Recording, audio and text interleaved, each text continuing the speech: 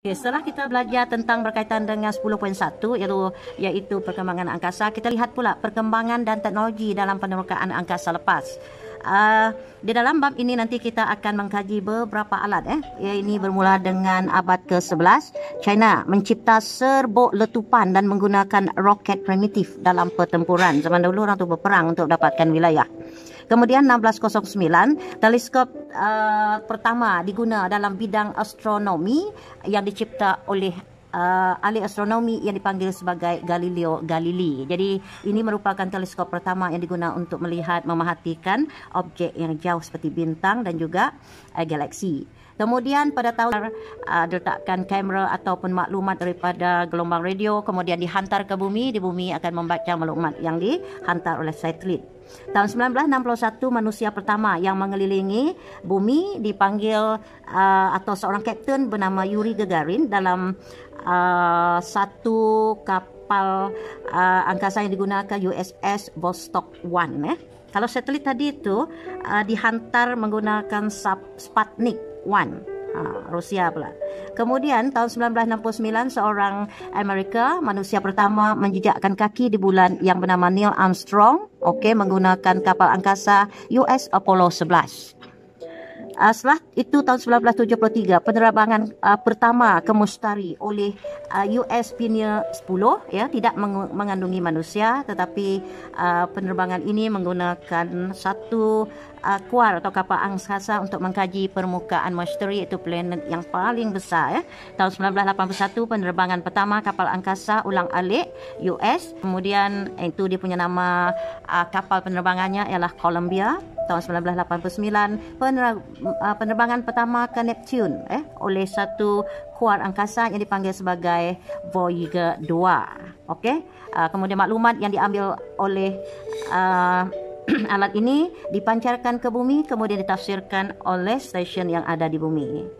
Tahun 1990 US melancarkan teleskop angkasa lepas Hubble, nama dia Hubble, teleskop terbesar dari kapal angkasa ulang-alik yang dinamakan Discovery. That means after dia tinggalkan satelit di sana, Discovery ini patah balik ke bumi. Penerbangan tahun 1973, penerbangan pertama ke Mustari US Pioneer 10. Ini Mustari. Kemudian tahun 2000 microsatelit Malaysia yang pertama dipanggil Tiongkok 1 dilancarkan, di mana satelit ini digunakan untuk memerhatikan untuk mendapatkan maklumat daripada angkasa lepas, kemudian dihantar ke Malaysia.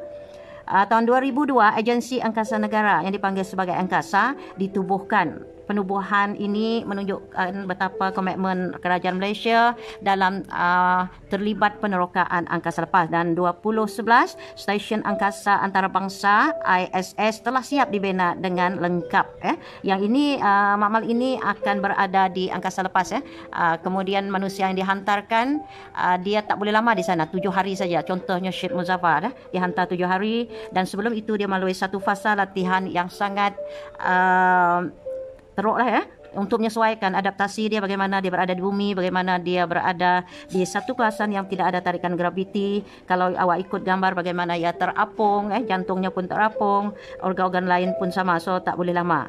Dan akan diambil oleh kapal angkasa, kemudian dibawa pula angkasawan yang baru dan bergilir-gilir ke stesen ini. Jadi apakah ataupun dari segi apakah aplikasi teknologi penerokaan angkasa lepas ini diguna oleh manusia, diguna oleh kita? Pertama, kita ada teleskop angkasa lepas. Jadi apa fungsi teleskop ini? Kemudian kita ada satu teleskop yang dipanggil sebagai sextant astronomi, diguna untuk mengukur altitude bintang, kedudukan bintang, sebab tidak ada alat atau orang boleh sampai ke bintang, tetapi mereka boleh mengagak berdasarkan teleskop tadi. Ini teleskop Galileo Galilei menjadi alat astronomi paling banyak digunakan konsepnya dan ditambah diinovasikan. Teknologi angkasa, teleskop angkasa yang bernama Hubble diletakkan dalam ruang orbit 500 km daripada permukaan bumi. Kemudian kita ada teleskop angkasa Spitzer mengesan aktiviti dalam angkasa lepas yang sangat jauh. Yang ini teleskop ini ialah untuk mengkaji bintang atau galaksi atau apa-apa buruj yang jauh daripada sistem Suria. Selain teleskop daripada jenis optik, teleskop radio juga digunakan untuk mengesan gelombang radio daripada angkasa lepas. Maksudnya kalau teleskop yang dicipta oleh Galileo Galilei menggunakan kanta, sekarang ini alat untuk mengesan objek yang angkasa lepas ialah menggunakan teleskop radio, iaitu gelombang radio. Dan ini roket berbagai bentuk. Roket diguna secara meluas dalam penerukan angkasa lepas. Apabila bahan api di dalam roket terbakar, gas yang panas dibebaskan pada kelajuan yang tinggi melalui bahagian bawah roket tersebut. Pembebasan gas ini menghasilkan daya yang menolak roket ke atas dan seterusnya. Dia akan mulakan bahan api pembakaran dan roket itu akan bergerak di angkasa lepas sehingga kepada contohnya ke makmal yang ada di angkasa lepas. Alat lain ialah teknologinya satelit. Satelit pertama itu Sputnik 1 dihantar ke angkasa lepas pada tahun bila? Tahun 1957. Tidak ada manusia, hanya alat kamera dan juga sensor.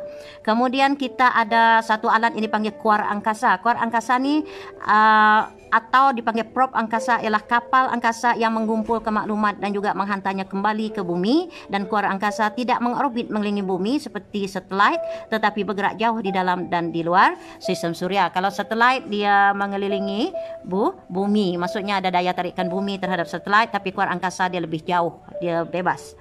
Okey, kuar angkasa membawa kamera dan peralatan penderiaan jauh serta pemancar dan penerima radio untuk tujuan berkomunikasi dengan ahli sains di bumi. Kemudian kita ada penderiaan jauh atau remote sensing. Penderiaan jauh ialah kaedah mengumpul dan merekodkan maklumat dari jarak jauh. Di Malaysia, alat penderiaan jauh yang dipasang pada Tiongkok 1 menerima atau mengesan cahaya nampak, sinar ultraviolet dan sinar inframerah yang dihasilkan oleh objek di permukaan atau di bawah permukaan bumi. Jadi apa yang terjadi di luar bumi ini, Tiongkok ini dapat mengesan cahaya nampak, cahaya yang berwarna putih itu, sinar ultraviolet dan juga sinar infrared. Data yang dikumpul oleh Tiongkok kemudiannya dihantar ke dua buah stesen penerima data di Stesen Planetarium Negara Kuala Lumpur dan Wilayah Persekutuan dan Stesen Misi Kawalan MCGS Bangi Selangor. Okey.